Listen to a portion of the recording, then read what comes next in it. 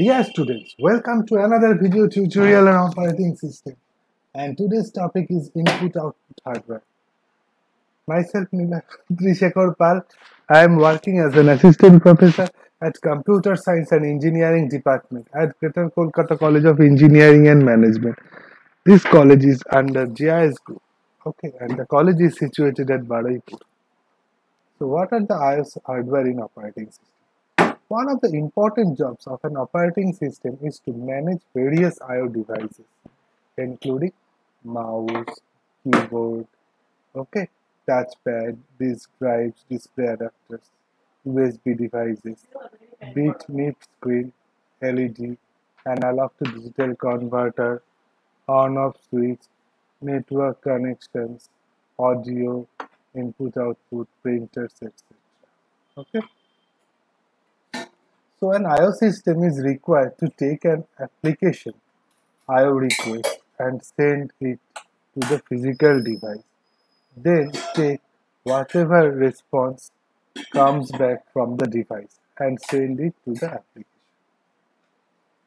I/O devices can be divided into two categories. One is block devices and another one is character devices.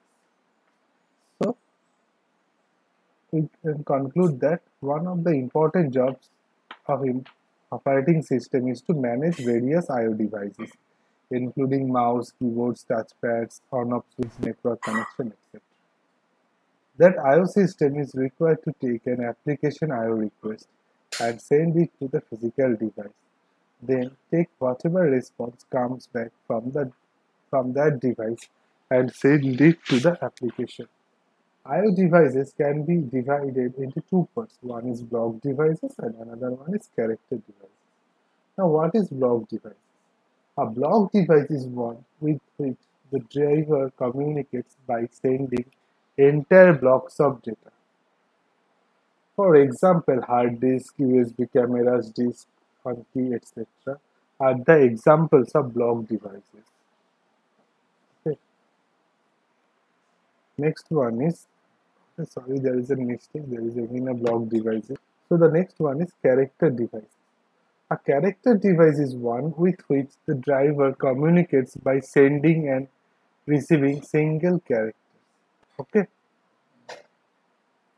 So what is character devices? A character device is one with which the driver communicates by sending and receiving signal characters. Okay. For example, serial ports, parallel ports, sound cards. These are the examples of character devices. Now, what are device controllers? Okay. Basically, device controllers are software modules, okay, that can be plugged into an OS to handle a particular device. Okay, to handle a particular. A device controller basically a system that handles the incoming and outgoing signals of the system. A device is connected to the computer via a plug and socket, and the socket is connected to a device controller. Device controllers basically use binary and digital codes. An I/O device contains mechanical and electrical parts. Operating system takes help from the device driver to handle all I/O devices. I/O units like keyboard, mouse, printers, etc. typically consist of a mechanical component and electronic component, where electronic component is called the device controller. There is always a device controller and a device driver for each device to communicate with the operating system. Okay. A device controller may be to handle multiple devices. Okay. As an interface, its main task is to convert serial bit stream to block of bytes, which perform error correction as necessary. Operating system basically takes help from the device driver to handle all the I/O devices. The device controller works like an interface between a device and a device driver. Any device connected to the computer is connected by a plug and socket. Okay, and the socket is connected to a device controller.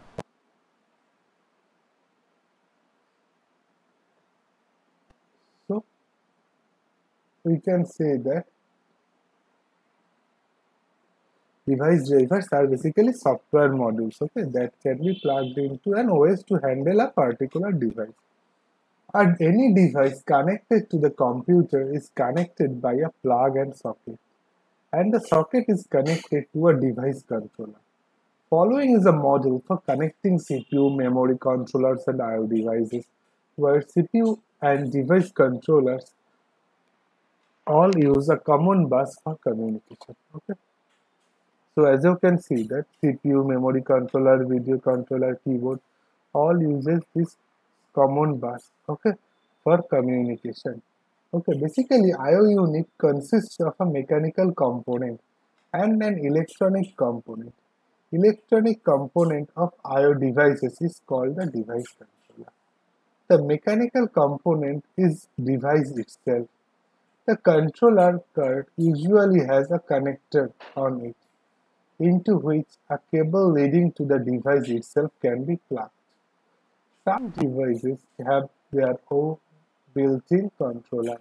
Okay, many controllers have 2, 4, or even 8 identical devices. Okay, if the interface is between the controller and the device is a standard interfacing like iOS, ISO, or ANSI or IEEE, then companies can make device or controller that fit that interface. The controllers are used to convert the serial bit stream into a block of bytes and perform any error correction if necessary. The block of bytes is typically first assembled bit by bit in buffer inside the controller. After verification, the block has been declared to be error-free, and then it can be copied into the main memory. Okay, so IO unit consists of a mechanical components, okay, and that electronic component. Electronic component of IO devices is called basically the device controller. The controller card usually has a connector on it into which a cable leading to the device itself can be plugged. If the interface between the controller and the device is a standard interfacing like ISO, ANSI, or IEEE, then companies can make device or controller that fit the interfaces. The controllers are used to convert the serial bit stream into a block of bytes and perform any error correction if necessary. So what is synchronous and asynchronous I/O? Basically, in synchronous I/O, CPU execution waits while I/O proceeds. Okay, but in asynchronous I/O proceeds concurrently with CPU execution.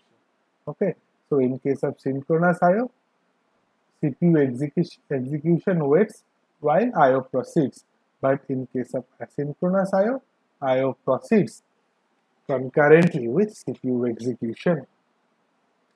Next, we have different communication to I/O devices.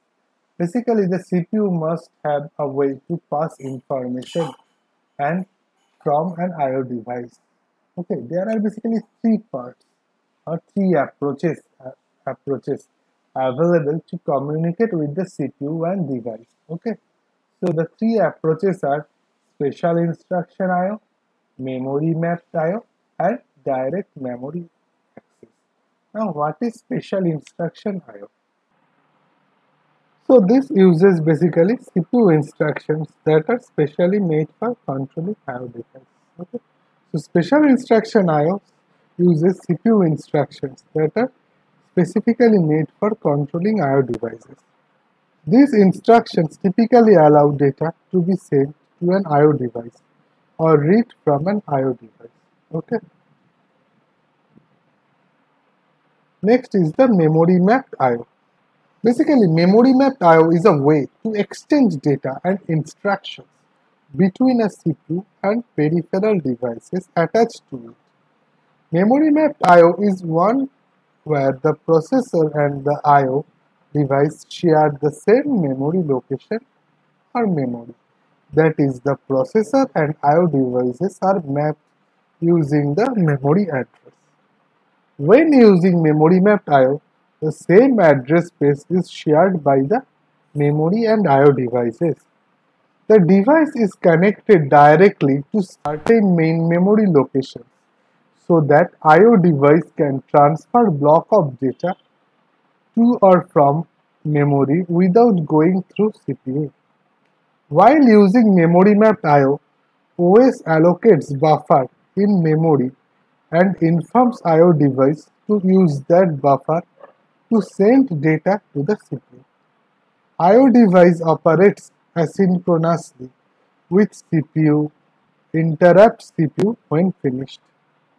The advantage to this method is that every instruction which can access memory can be used to manipulate an I/O device. Okay, so we can say that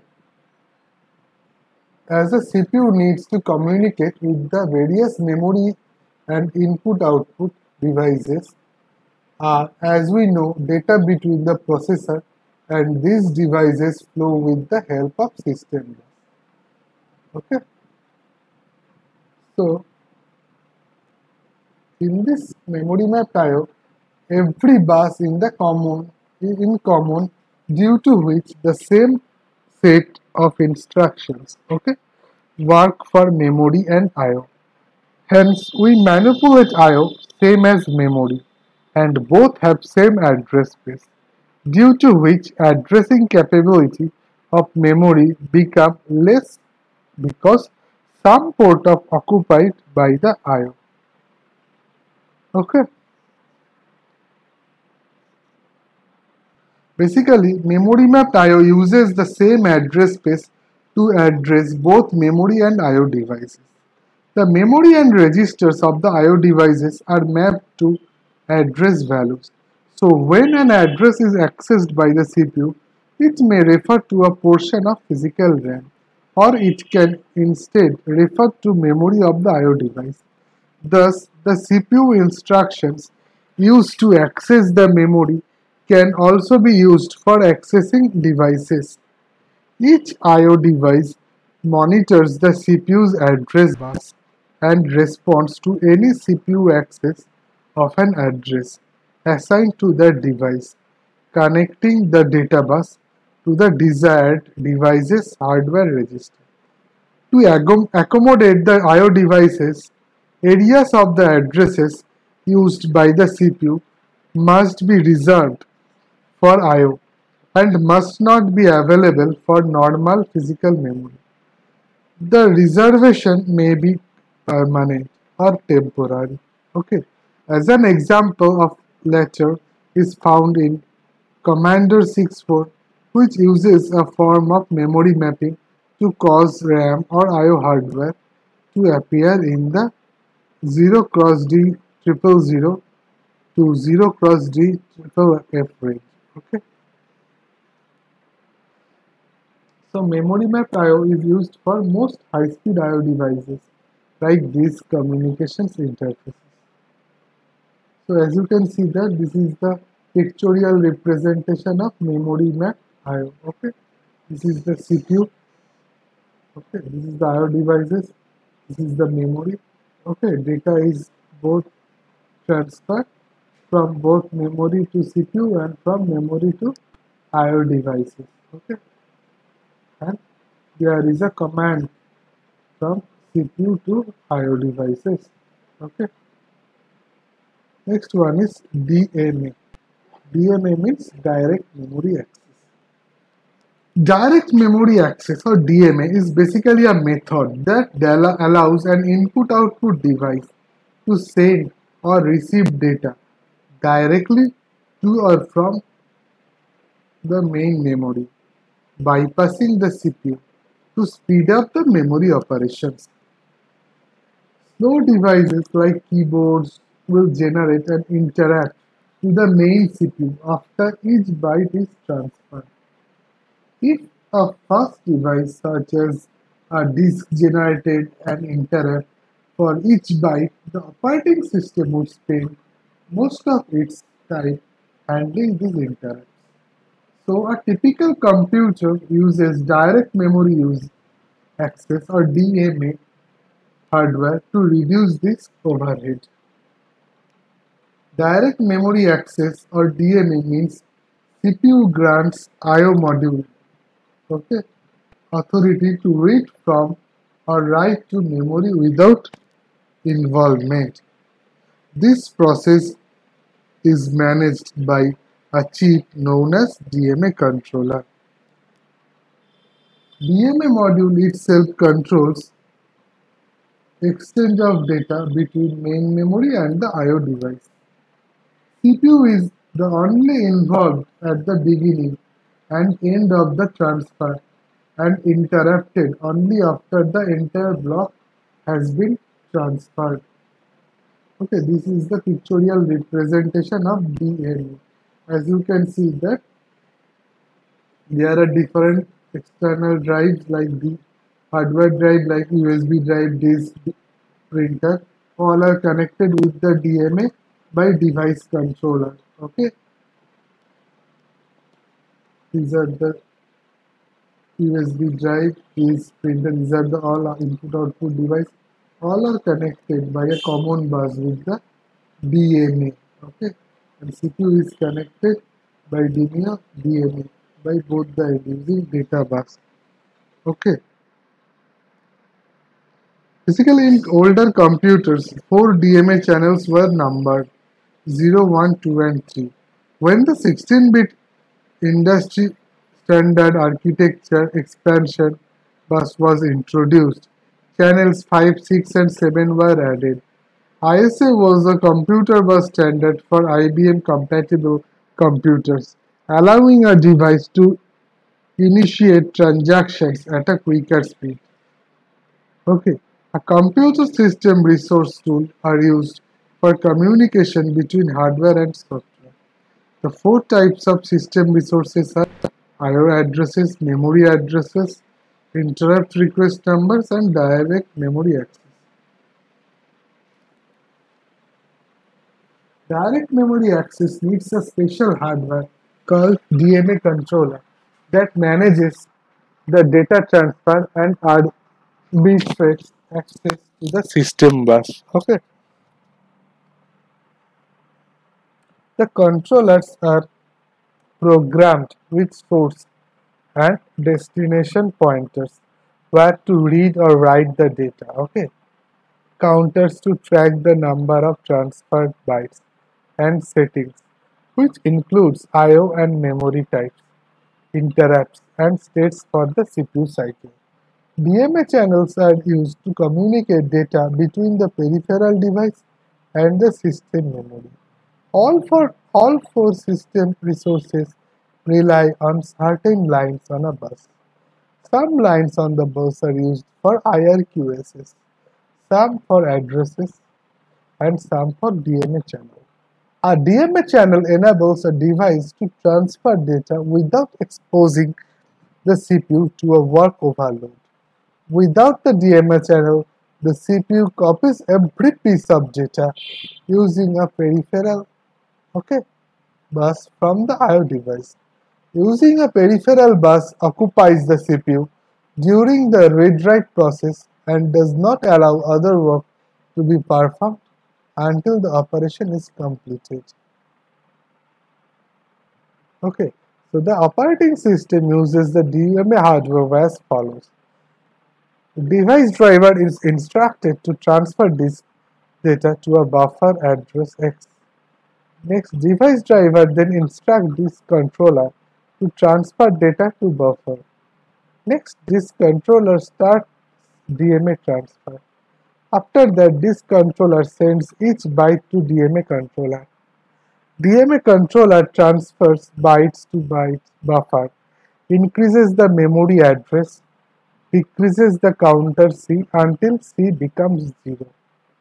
When C becomes 0, DMA interrupts CPU to signal transfer completion. With DMA, the CPU can process other tasks while data transfer is being performed. The transfer of data is first initiated by the CPU. During the transfer of data between the DMA channel and I/O device, the CPU performs other tasks. When the data transfer is complete, the CPU receives an interrupt request from the DMA controller. Now, what is polling I/O? Polling is the simplest way for an I/O device to communicate with the processor. Polling is the process where the computer controlling device waits for an external device to check for its readiness or state, often with low-level hardware. For example, when a printer is connected via a parallel port, the computer waits until the printer has received the next character. Okay. So the process of periodically checking status of the device to see if it is time for the next I/O operation is called polling. The I/O device simply puts the information in a status register and the processor must come and get the information. Okay. So most of the time devices will not require attention, and when one does it will have to wait until it is next interrogated by the polling program. So we can say that in polling is not a hardware mechanism. It's a protocol in which CPU steadily checks whether the device needs attention.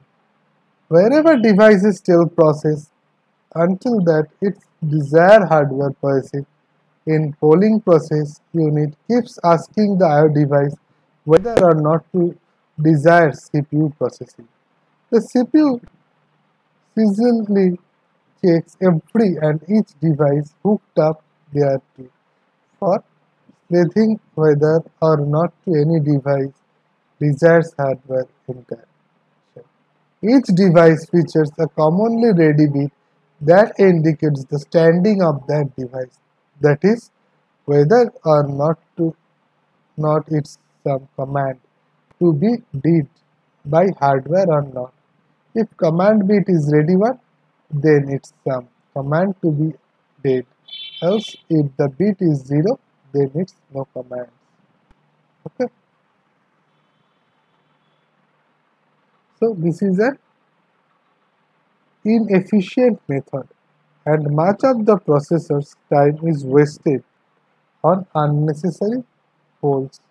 Okay.